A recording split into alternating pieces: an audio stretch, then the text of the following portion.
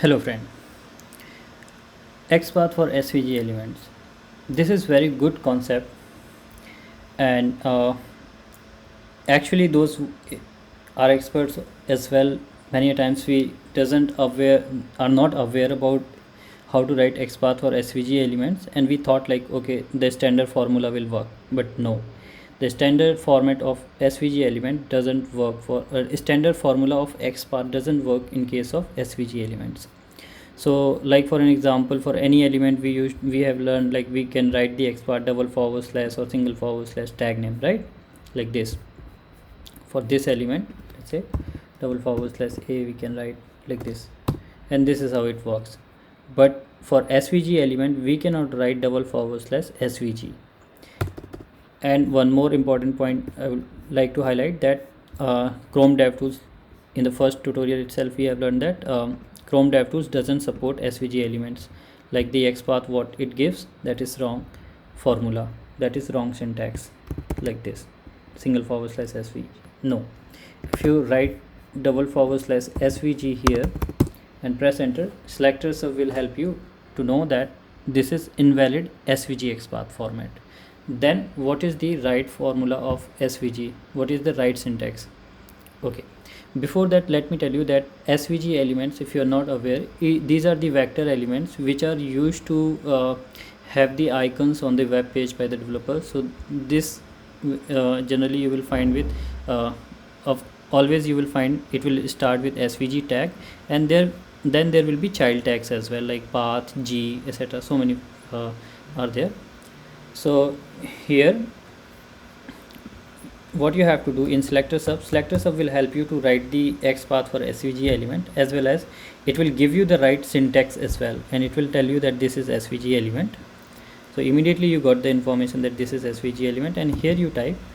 As soon as you type, you got the right syntax for this one. So this is the right formula of writing SVG XPath for SVG, double forward slash star local dash name is equal to SVG. Okay, so here, like now you press enter, there are 8 elements matching. So if you doesn't find anything unique attribute here in these scenarios, here is a bonus that you can use the indexes as well, or you can of course, like always, you can go with the parent. I have taught you that you can write XPath, relative XPath, but if you want to use index, even I would suggest that always write with respect to any parent. But if you want to use the indexes, then here this way you can use the index, put the open bracket in the beginning, and there you got the suggestion. So this is the formula of using the indexes. Like whenever you are not able to make it a unique XPath with attributes, you can use the indexes this way. Okay, so this is the right syntax for writing the XPath for SVG element. Local dash name is equal to SVG. This is how you will have to write. And after writing like this way, if you want to add more attributes, that you can do it here like this at the rate. That is same. But the tag name, you cannot write that double forward slash tag name. Here you will have to write double forward slash star and then local dash name is equal to SVG. Okay. So this is the formula for SVG. For child it is different. For SVG child it is different. Like this we have written for this we have written for SVG. Okay, if you write for the child element which is path, that is different. The formula for that also different. You will have to take care of that. You see that it is double forward slash star name is equal to path. Name is equal to child tag of SVG. So for SVG it is different. Local dash name you will have to write.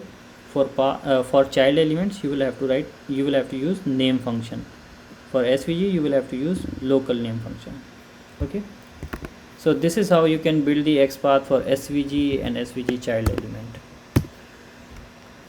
It is really useful, and at any point of time you want the auto generated, you can turn it on. It will give you, and with that you will it will help you to learn about that. Like you see that it is generating without index, so you can see from which parent it has connected. So all that you will get it here. Hope this helps you, and I'm sure like and practice to write more XPath for SVG elements. There are like different SVG elements here, so you can practice on them and keep it off. I would suggest keep it off, and then you can write it here and see like what working, what's not working, and that way you would be able to learn more. Okay, so yeah, so this is how we can and trust me, like many are not aware, so learn about this SVG element, try to write more try to write more XPath and practice more. As much as you will practice, that much you will learn. So formula you got, that how to write, now practice. In the next tutorial we will learn the new concept, how to write XPath for shadow DOM elements. Thank you.